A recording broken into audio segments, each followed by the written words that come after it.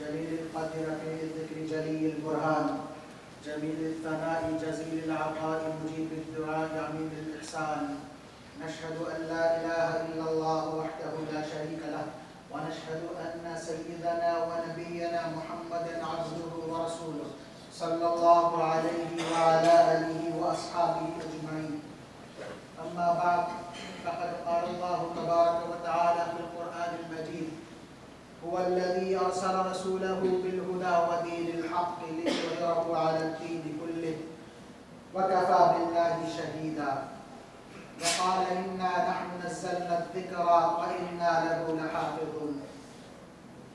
Respected brothers and sisters, I was talking last week about the past glory of Islamic history and Muslims, and how for the last 200 years we failed to produce a generation that would be followed. They will not be followers. World will depend on them. They will not be dependent on others, other aqwam, other nations, for their survival, for their defense. How for last 200 years almost, that people of this ummah and youth are sleeping. But it is not a matter of despair and losing hope. No mu'min and believer will ever lose hope, because of several reasons. First of all, the promises of Allah subhanahu wa ta'ala with this ummah. And secondly, yes, in this zahiri asbab and tools too, what is visible to us is that this ummah, the youth of this ummah and people of this ummah, they have potential, they have talent. There is no lack of youth. All the studies are showing that youth are increasing more in Muslim communities than in any other community. More children are in Muslim communities than in any other community. So they have that number on their side. They have intelligence, brilliance and mind. They have the talent, they have the potential, they have the resources and everything they could do to build universities and to do anything to get ahead and show the world that Islam is a religion of studying, understanding and serving the human. One of the biggest hope of us is that Allah subhanahu wa ta'ala, revealing this book, Quran, said that Inna nahnu nazzalna dhikr wa inna lahu lahafidhun. We have revealed the book, we have sent down the book, and remember, we are the ones we are going to protect them. Allah taking the responsibility of protecting and guarding His book. Previous books, Allah subhanahu wa ta'ala gave the responsibility to them that you protect your own book. I have given you the book. بِمَسْتُحْفِظُوا مِنْ كِتَابِ اللَّهِ. Protection of the book was the responsibility of those people, and they failed. Soon they altered the books.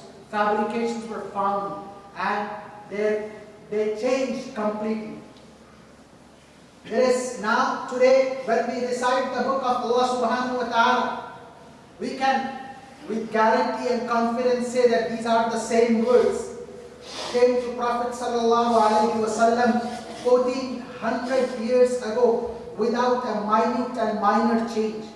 When we are reciting the ayats, اقرأ باسم ربك الذي خلق خلق الإنسان من علق, we can say, we will be sure that these are the same ayats without little change of the vowel, that these are the letters, words received by Prophet sallallahu alaihi wasallam through Angel Jibreel in cave of Hira. Nothing changed. Why? Because the responsibility taken by Allah subhanahu wa ta'ala. As when it is said that Allah took the responsibility of protection of this book, Quran, there is something else, another good news in it. That not only Quran would be protected, the people of Quran would be protected too. Otherwise, just the existence of Quran without being read, without being practiced is meaningless. And nobody would do that. If the government of Canada says that we want to fund and we want to protect the University of Waterloo, what would we take the meaning of? Whether it is that the doors and windows and the walls will exist without any student? Never.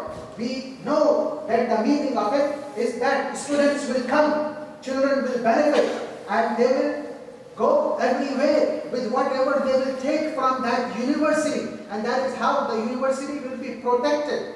The heritage of that university would be protected by the government.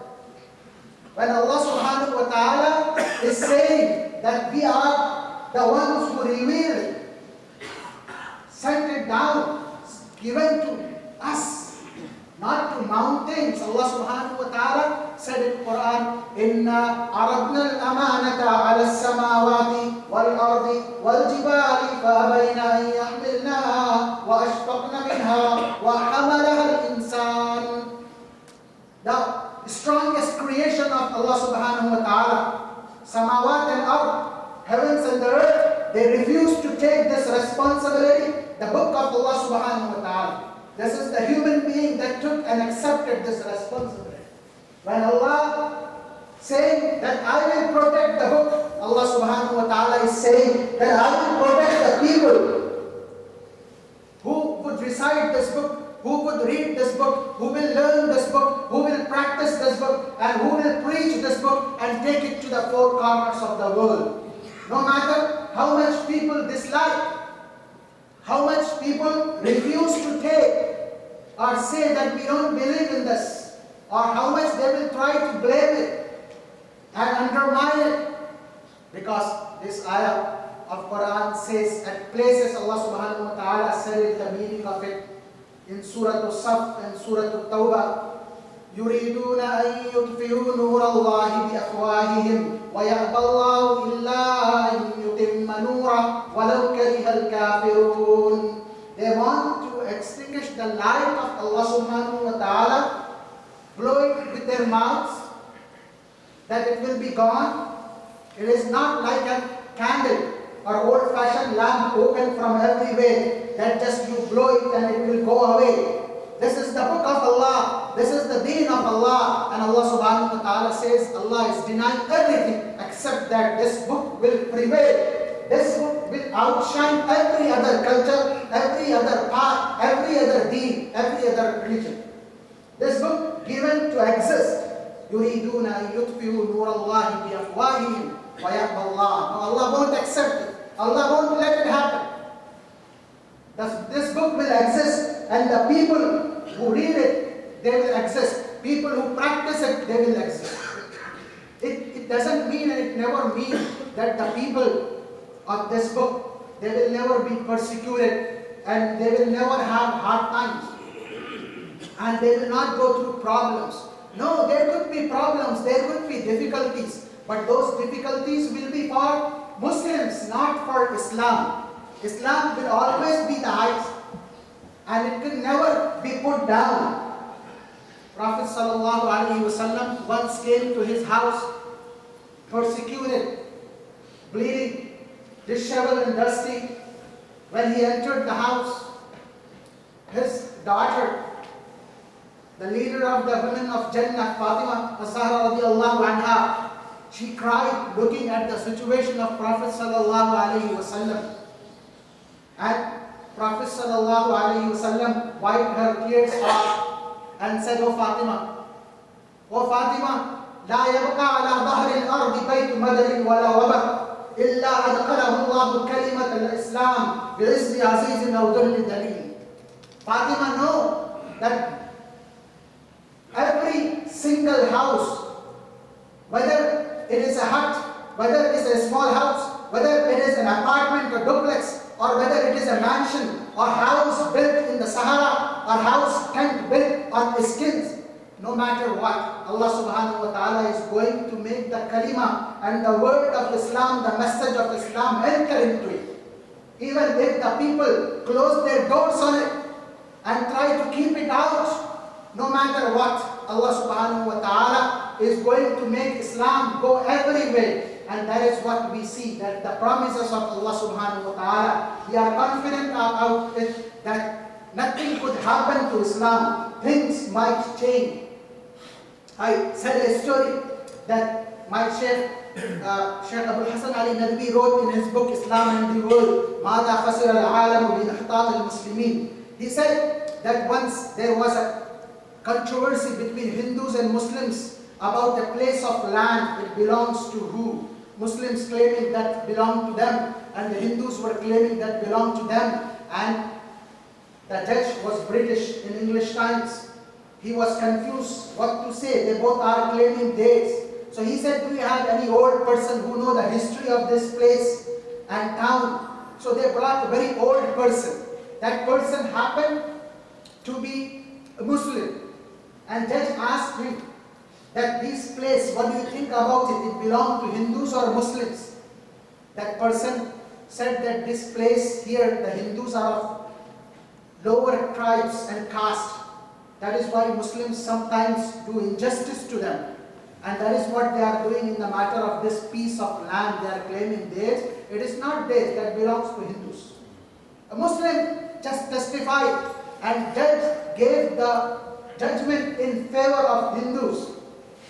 When the Hindus came out, they said, Sheikh, today we won the case, but you won our hearts. We don't want to take this piece of land. You go with us, you come with us, and you build there whatever you want to build, we will accept.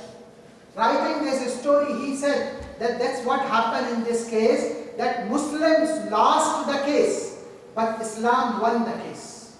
It is happening from time to time in places of the world, and it always happens, that from time to time Muslims may lose their case, but Islam will never lose its case, and Islam will always outshine and outperform for the people who will be looking with their open eyes, and they are not pretending to be blind. That is why we see Islam is spreading today all over the world, and no one could stop it, despite all that what is happening around the world, from negative publicity, and people sometimes in media talk against Islam. But it is not stopping. People are entering into the fold of Islam, non-Muslims coming to Islam, and even from among Muslims I see the ratio of young people practicing Islam or coming to Islam increasing everywhere. Everywhere the number of masajid and Islamic centers increasing. That is the evidence, that is the proof that Islam, by this negativity or publicity, is not going to go away. It is there under the promise of Allah subhanahu wa ta'ala, and it will remain like this. Wallah, let them put commercials and ads against Islam on each channel of TVs. Let them do all this negative publicity against Islam, and let them do whatever. Islam will not be harmed. It will stay as shining and performing. Because Allah subhanahu wa ta'ala says after that ayah, هو الذي أرسل رسوله بالهدى ودين الحق